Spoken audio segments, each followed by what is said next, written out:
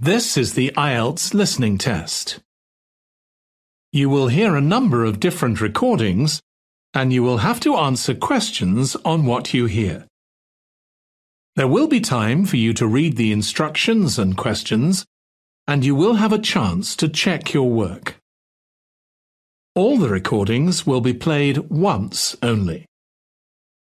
The test is in 4 parts. At the end of the test, you will be given 10 minutes to transfer your answers to the answer sheet. Now turn to Part 1.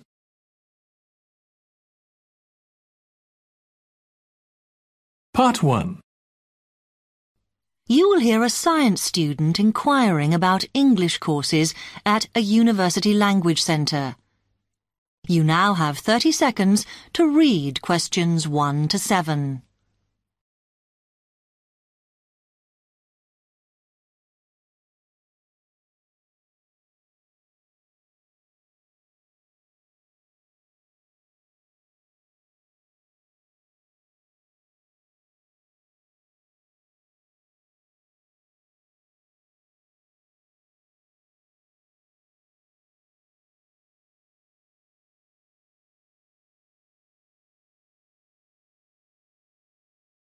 Hi, I've come to ask about the English courses you run for international students. Oh, right.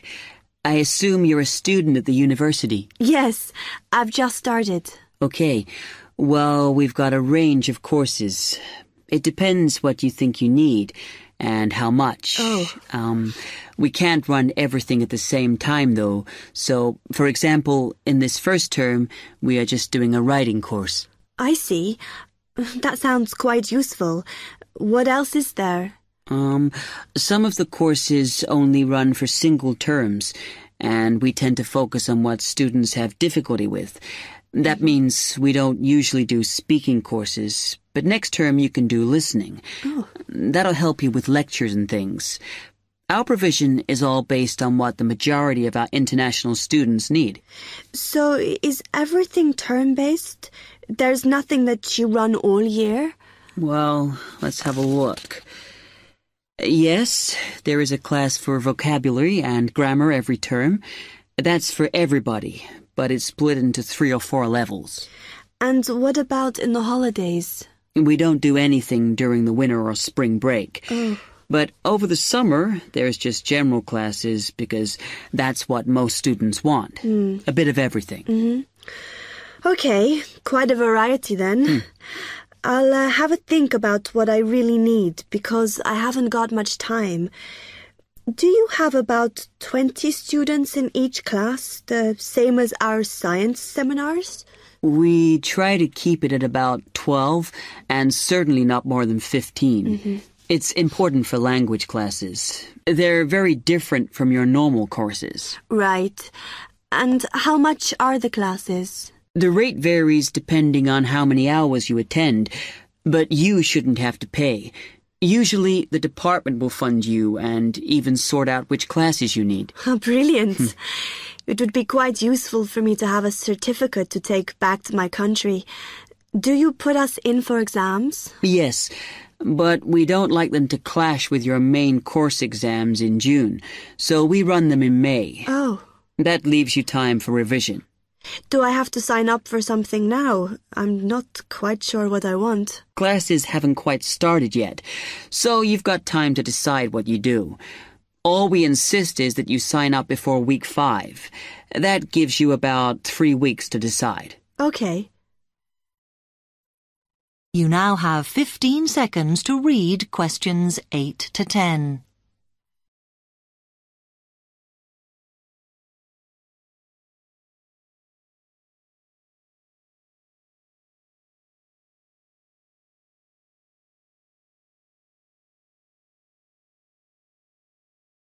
Then, when you've made up your mind, you need to come back here to the administration office to enroll. What do I need to bring with me when I enroll? My identity card, I guess. Yes, or your passport. Uh-huh. Then you'll be given a registration form, which you'll have to show to the teacher when you have your first class. Okay. And should I ask my tutor about which classes I should do then? Yes. Then you get a note from him and give that to the desk when you register. Can I use the computers here as well? Yes. You'll be given a password when you go to your first class. So remember to bring a disk with you to save your work on, as you won't be allowed to save it on the hard drive. Okay. Will I need anything else? Dictionary? We've got loads of those here that you can borrow. But you'll need a notebook as we don't provide paper or files. Okay. Thanks. That is the end of part 1. You now have 1 minute to check your answers to part 1.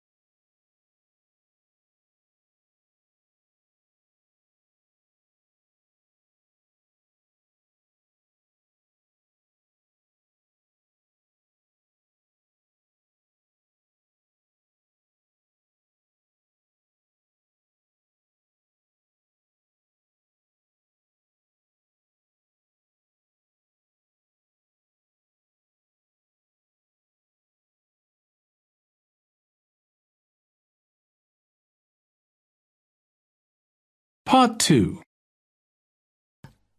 You will hear a man giving some information about transport in London. You now have 30 seconds to read questions 11 to 15.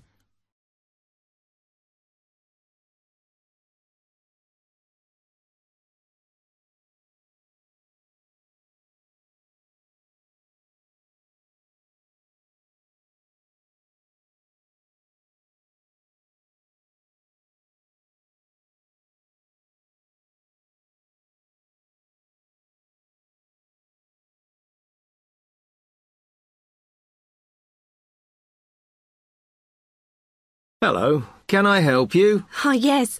I was wondering what the best way was for me to get around London. Well, there are a lot of possibilities. As you probably realise, the main ways to get around are bus, train and tube. Oh? The underground. Oh. It depends how much you want to spend. All forms of transport offer special tickets, such as cheap day returns on the trains and so on. Overall, you'll spend less on the bus, as it operates on a basic flat fare for each journey. But of course it may not go to where you need to travel to. Oh. The mainline trains only operate in the outlying areas, though a few cross London, whereas the tube has stations which are placed in central areas of the city, close to the main sites and shops. Obviously there are more bus stops, but you will probably have to change buses to get where you want, which can be inconvenient. You will find that the buses are mainly in the central areas, but some tube lines go quite a long way out of London, so you could use this for longer journeys. Having said that, the tubes do get very crowded, so you should use the train if you want to sit down. It does depend where you're travelling to. Well, I'm living on the outskirts, but I have to travel into London to college every day, and then around London when I'm here. OK, so time is going to be an issue for you. The tube should be fast crossing London, but quite honestly, there are so many delays that it's not very efficient. Again, the train has fewer stops, so is probably your quickest option to get to and from college. Of course, which service you use might depend on how frequent it is. I mean, the trains might only be every 20 minutes or whatever, but a timetable is published to save you hanging around.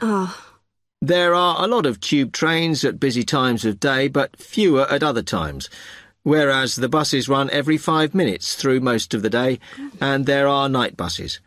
But you'll need to check out your route first. You now have 30 seconds to read questions 16 to 20.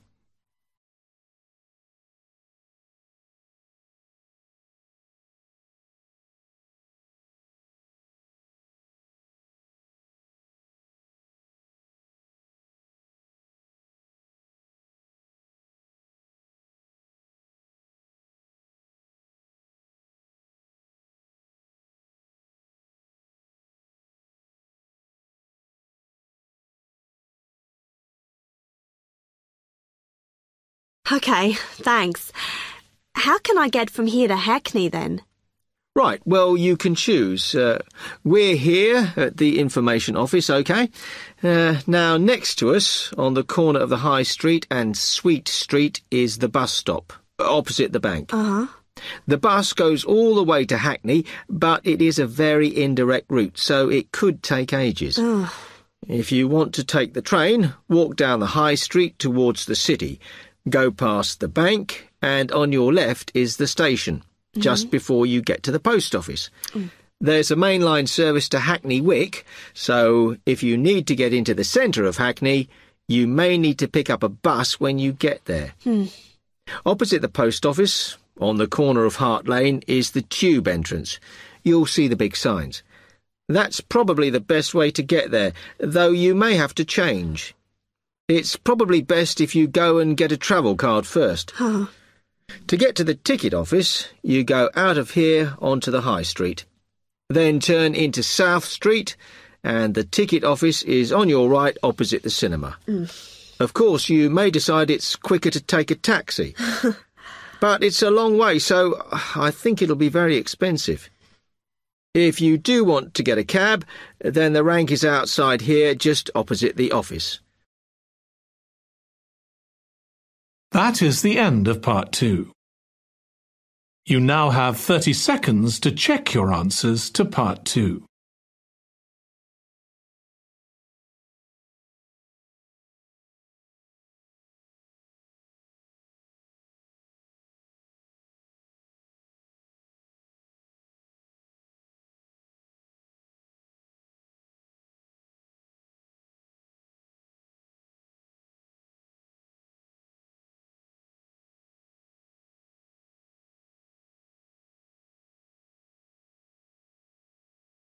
Part 3. You will hear two medical students, Caitlin and Hideki, discussing options for courses. You now have 15 seconds to read questions 21 to 23.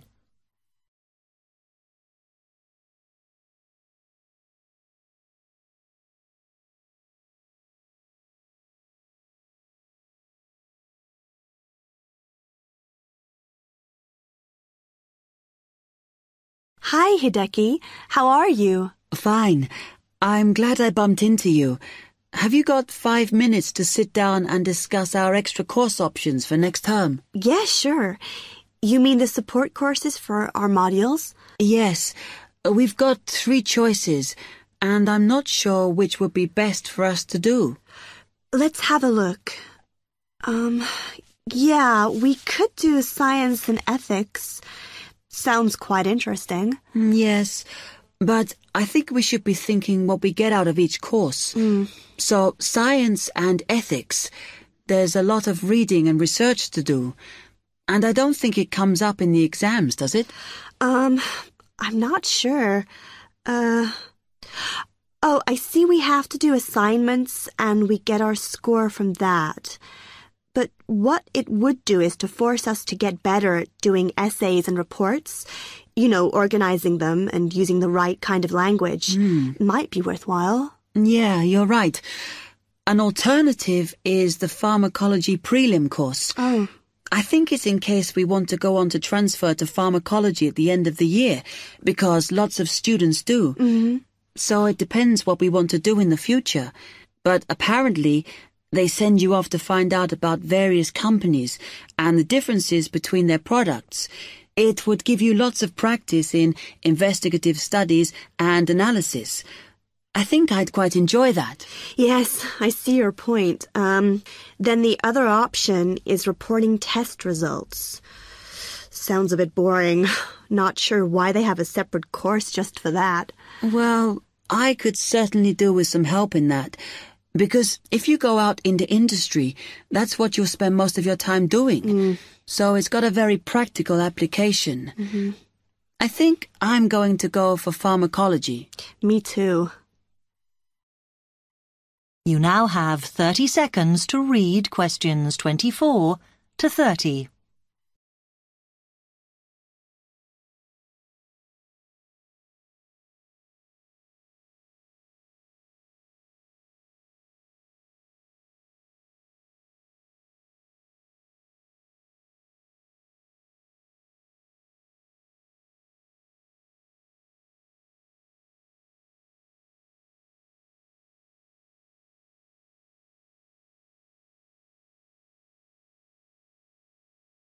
So let's have a look at it in more detail. Oh, goodness. If we do pharmacology, then we have to do a supplementary maths course. Oh no, that's not fair. Mind you, I think I need it. Does that mean we have twice as many lectures? No, this maths is only a short course. The chemistry department are responsible and they do it in the 3rd term. So we've got all next term to settle into the pharmacology bit. I find the tutor makes a real difference. Some of them make chemistry so easy, and some of them I can't understand at all. Like that one we had from Oxford University. Mind you, the one on this course should make sense because he's a lecturer who's coming in for a few weeks from industry. So at least it'll be linked to the real world. Yeah. The project we have to do on this pharmacology course is huge, and it doesn't give us much time.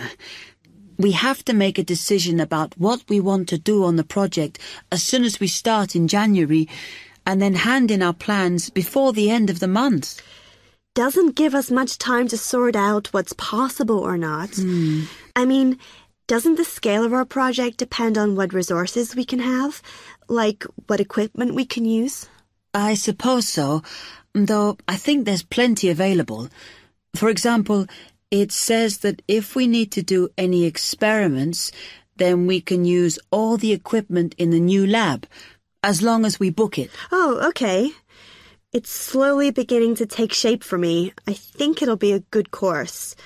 I'm just worried that I get enough support to do it. I think you'll be okay. And the tutors are always available if you get stuck. Actually, it says that if you're not sure, then in December, they'll be running 1 or 2 additional seminars. So I might go to those. Actually, what's quite interesting is that at the end of the course, when our project is completed, then we have to do a presentation on it. Oh. I think that's quite good practice. A bit scary, though. Well, it shouldn't be too bad, as they say that we can do it in pairs. Spread the load, as it were. Good. I have done presentations before, but I'm always very nervous. And is the presentation what we're assessed on, then? Let me look. It says that we have an interview and we get a mark for the whole course depending on how well we do in that. Oh, right. Okay, so That is the end of part 3. You now have 30 seconds to check your answers to part 3.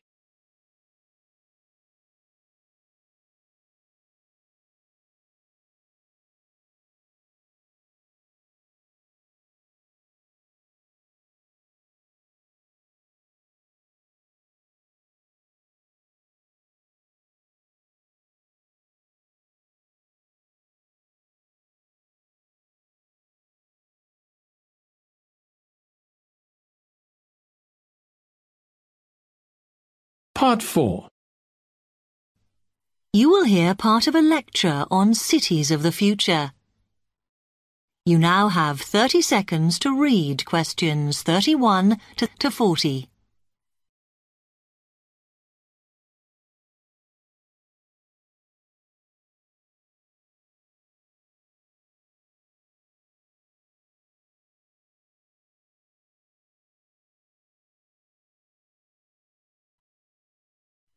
OK, we've been looking at how societies will develop in the future and at the increase in the size of cities. So I want to talk to you today about the key considerations in these cities of the future.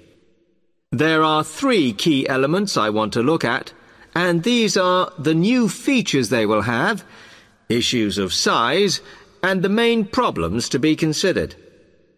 First of all, individual transportation will be a big factor in these new megacities as public transport becomes unmanageable. There'll be a huge rise in the use of segways, which are personal transporters like motorized scooters. As a result, and partly also to reduce pollution, roads will be altered so that they are narrower and will take up less of a city's space than they do currently. Naturally, this is a major change to the infrastructure, and something that may hinder it is the huge amount of investment it will require. The next thing is, what is going to happen to the commercial areas? We do not want these to become even larger concrete jungles than they are at present, so we have to look at design.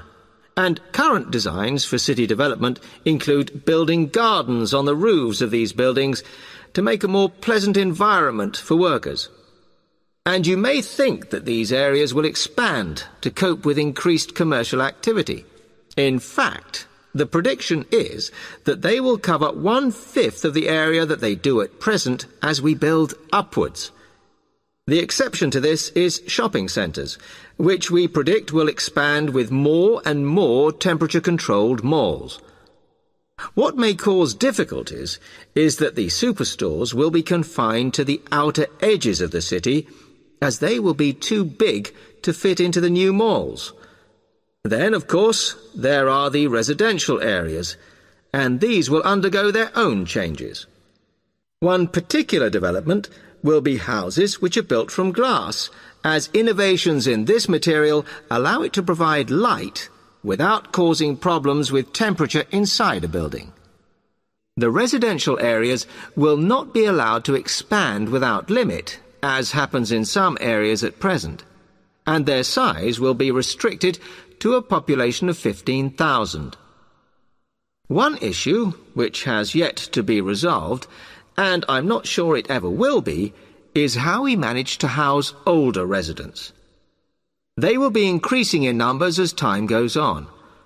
Finally, how will these cities live? We know we have limited energy sources, so what will we do? Well, something currently in development, which will be a feature, is that waste is going to become an energy source. For example, to provide gas in homes. Also, as new technology and systems are developed, we will find that energy plants will become smaller.